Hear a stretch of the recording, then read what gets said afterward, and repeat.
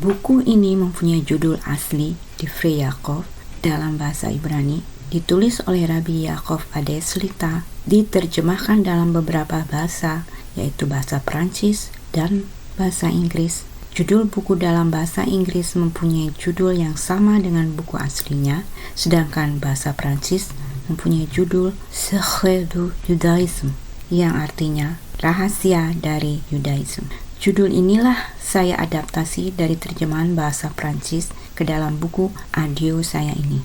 Dalam buku ini dibagi dalam 10 sahar atau gerbang. Mengapa gerbang? Bagi Anda yang sering membaca buku dalam bahasa Ibrani, pasti terbiasa dengan sahar atau gerbang. Gerbang 1 adalah mendekatkan diri kepada Hashem. Gerbang kedua adalah mencintai Taurat. Gerbang ketiga adalah berdasarkan ajaran dari Vilna Gaon. Gerbang keempat adalah di jalan pendakian. Gerbang kelima adalah keunggulan kekudusan. Gerbang keenam adalah bagaimana Anda mencerahkan jiwa. Gerbang ketujuh adalah surat tentang kepercayaan kepada Hashem. Gerbang kedelapan adalah kondisi sulit. Gerbang ke-9 adalah pendidikan tradisional. Gerbang ke-10 adalah berdoa untuk Beit HaMikdash atau Bait Suci. Saya akan membagi rekaman buku audio ini dalam 10 gerbang. Saya mempersilahkan Anda mengikuti rekaman audio buku rahasia Yudaism ini dalam YouTube channel saya. Anda bebas untuk subscribe pada channel untuk mengikuti buku-buku lain selanjutnya. Sa'ar 1. Mendekatkan diri kepada Hashem. Bab 1. Keinginan kuat setiap orang Yahudi untuk melayani Hashem. 1. Ada dalam diri setiap orang Yahudi keinginan batin yang mendalam untuk mendekati Hashem. Ada orang yang sangat sering merasakan hal ini dan ada pula yang kurang merasakan hal ini. Namun, sumber batin dari hal ini ada dalam diri setiap orang Yahudi. 2. Midrash menulis, ketika bait suci dihancurkan, bangsa-bangsa bukan Yahudi yang menaklukkan menginginkan orang pertama yang memasuki bait suci dan menjarahnya adalah orang Yahudi. Dalam kurung, tampaknya semakin merendahkan mereka. Kurung tutup. Seorang Yahudi bernama Yosef Mesisa mengambil tugas itu sendiri, memasuki bait suci dan mengeluarkan menorah. Orang-orang non-Yahudi kemudian memintanya untuk masuk kembali dan mengeluarkan barang lainnya. Namun, kali ini beliau menolak dan berkata, "Tidakkah cukup aku membuat marah penciptaku satu kali saja? Aku harus membuat dia marah lagi?"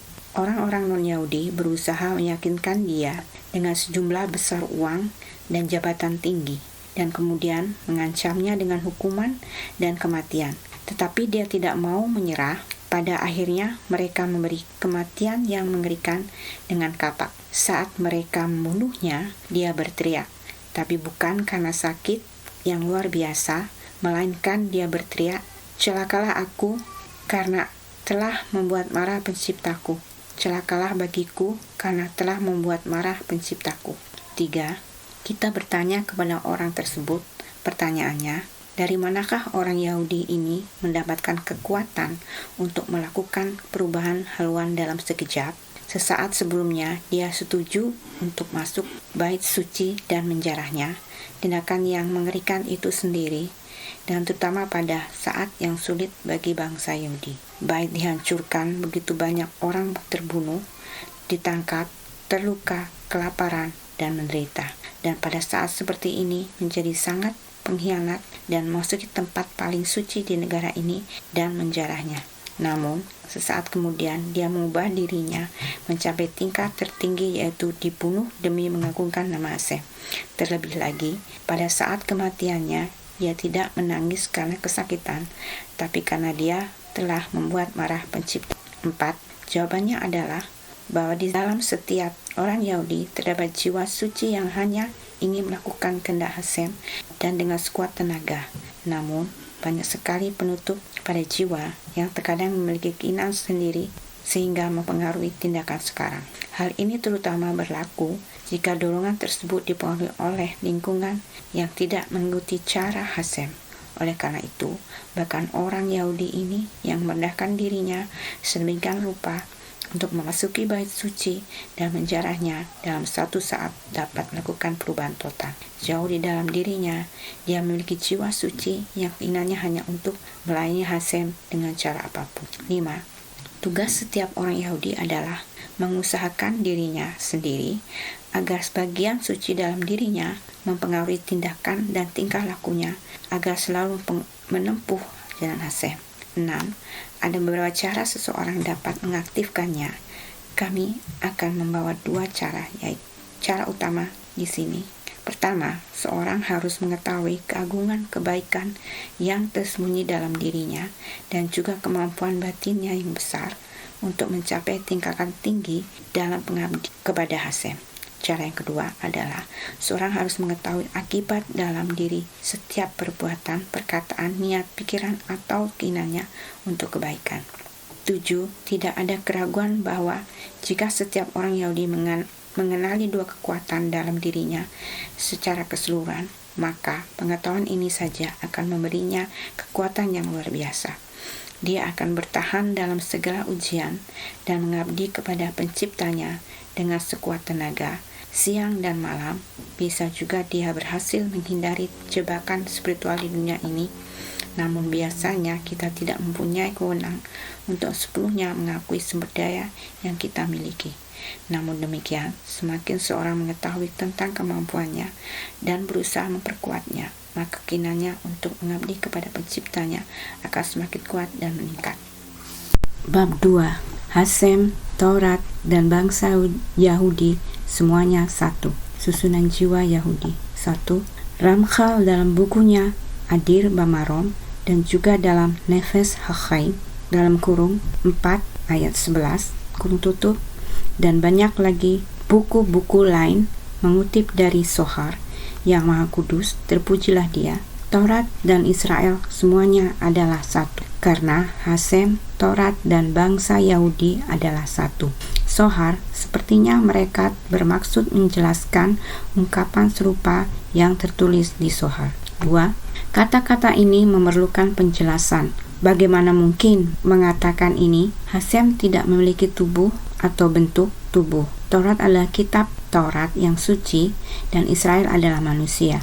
Bagaimana mungkin mengatakan bahwa mereka semua adalah satu kesatuan? 3. Kata pengantar sangat penting di sini untuk menjelaskan hal ini. Manusia terdiri dari tubuh dan jiwa dan merasakan apa itu tubuh. Demikian pula setiap orang mengetahui secara intuitif bahwa jiwa adalah ada di dalam tubuh. Karena perbedaan antara orang hidup dan orang mati cukup jelas, namun pada akhirnya masih sangat sulit untuk mendefinisikan apa itu jiwa. Kita dapat menjelaskan sedikit yang kita ketahui tentang jiwa dengan perumpamaan tentang sinar matahari yang memancar dari matahari. Seluruh keberadaannya bersumber dari matahari. Jika seseorang meletakkan papan di tengah sinar matahari, mengisolasinya dari sumbernya, matahari, maka sinar matahari tersebut tidak akan bersinar lagi dari luar papan. Dalam kurung, setidaknya bagian-bagian yang tidak dapat menembus papan, artinya semua bagian yang terlihat oleh mata, kurung tutup. Hal ini juga berlaku bagi jiwa Yahudi.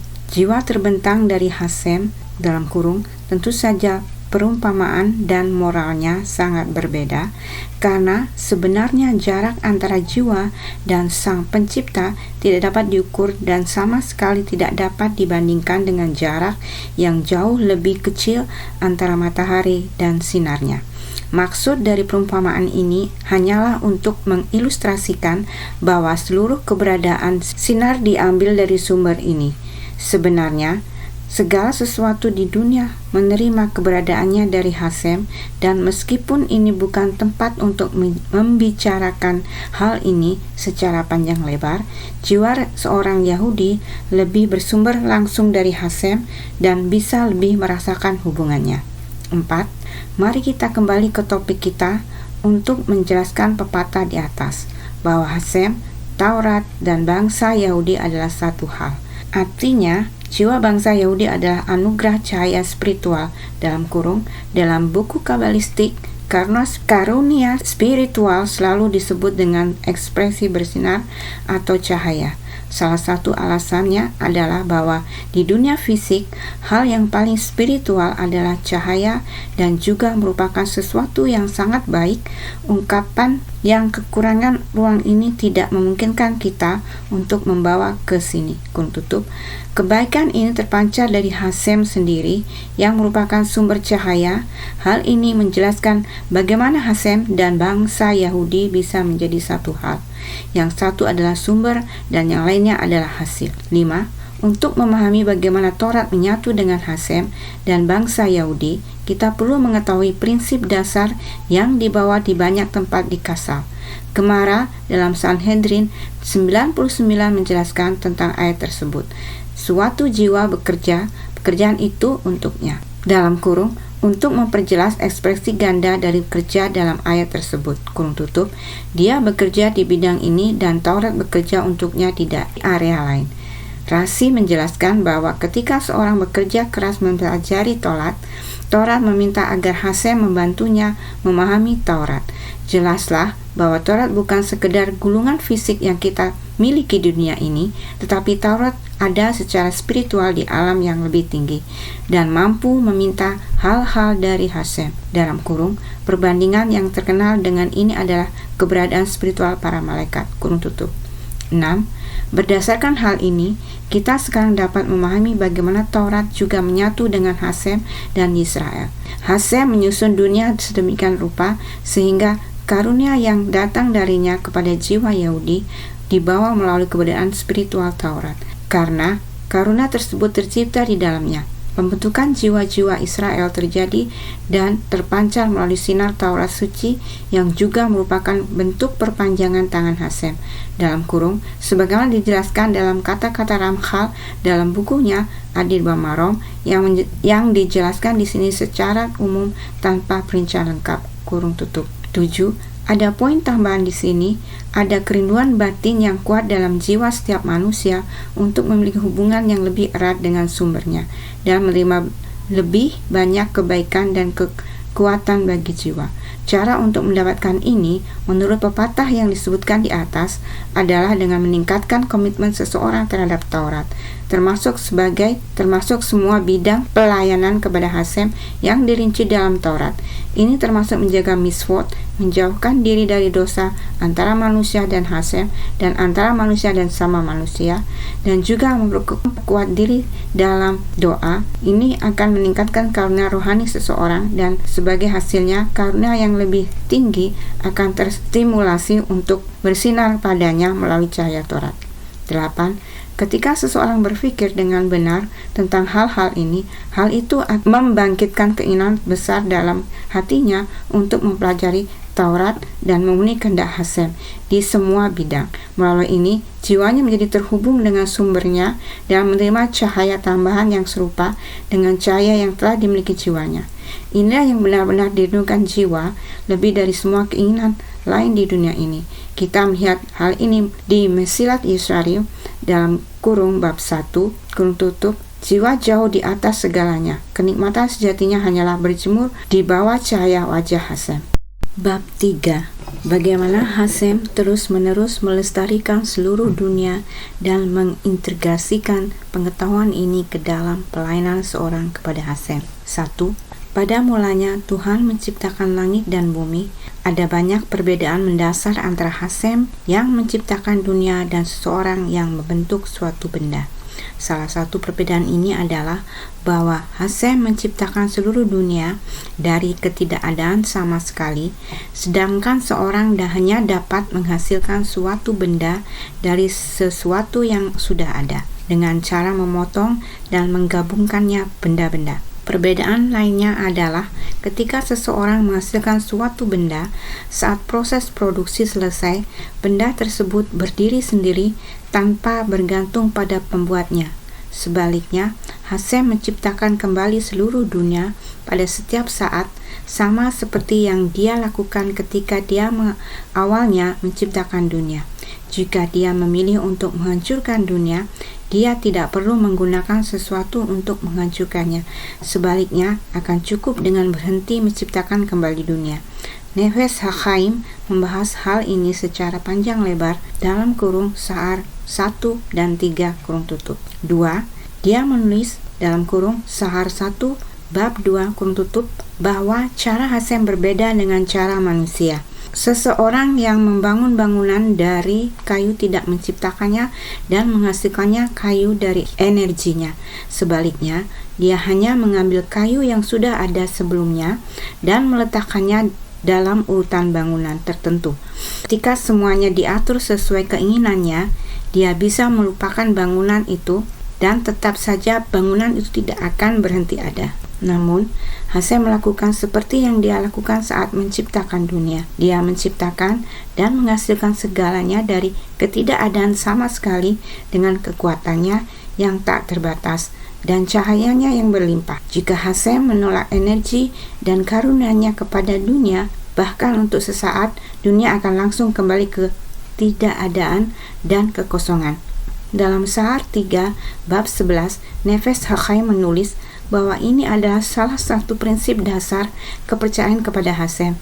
Setiap orang Yahudi harus menanamkan dalam hatinya bahwa Hasem adalah kekuatan sejati dan satu-satunya, bahwa dia adalah jiwa, penyedia kehidupan, dan sumber setiap orang dan ciptaan dan semua kekuatan dan dunia.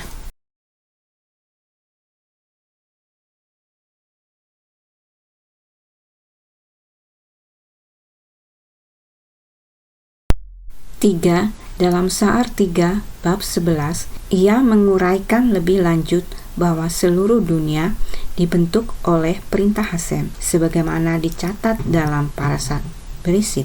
Untuk setiap hal yang Hasem katakan akan terjadi, dan demikianlah adanya. Firman Hasem adalah entitas spiritual nyata dengan kekuatan untuk menghasilkan seluruh keberadaan dunia. Ia menjelaskan lebih lanjut bahwa realitas spiritual dari firman Hasem bersifat kekal dan tidak berakhir dengan hari-hari penciptaan. Perintah-perintah yang terus ada ini menopang dan mendukung segala sesuatu di dunia, seperti jiwa yang hidup dari semua eksistensi. 4.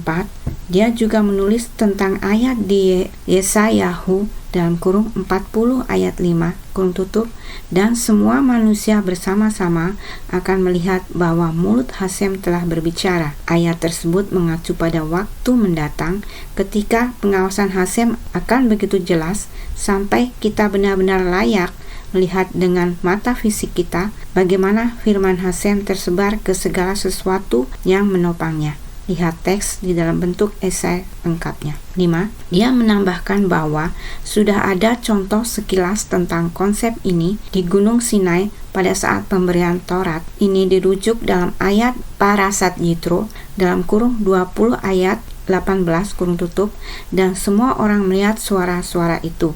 Dalam kurung, arti sederhananya di sini adalah suara-suara yang terjadi secara unik pada peristiwa Gunung Sinai, namun ada banyak cara dan persepsi tentang Taurat, sebagaimana yang jelas dari Chazal, dan ada banyak pemahaman untuk setiap ayat yang diberikan di Sinai. Ada makna sederhana dan makna yang tersirat dalam kata-kata yang dapat dijelaskan darinya, dan rahasia tersembunyi di dalamnya. Kurung tutup. Di sini, bunyi-bunyi tersebut merujuk pada bunyi-bunyi firman Hasem dan pada saat penciptaan dunia, yang berarti bahwa bunyi-bunyi tersebut layak untuk melihat bagaimana suara ini adalah jiwa ciptaan yang menopang secara keseluruhan. Lihat bagaimana hal ini dijelaskan kemudian dalam bab tentang pemberian Taurat di Gunung Sinai.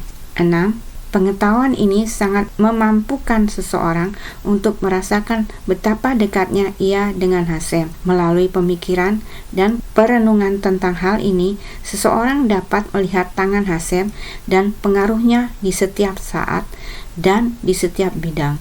Namun, ia tidak boleh merasa bahwa cukup mempelajari konsep ini sekali saja, tetapi semakin ia mengulanginya dalam hati dan mengarahkan pikirannya ke arah itu, maka hasilnya pun akan meningkat dan ia akan merasakan kedekatan dengan Hasem.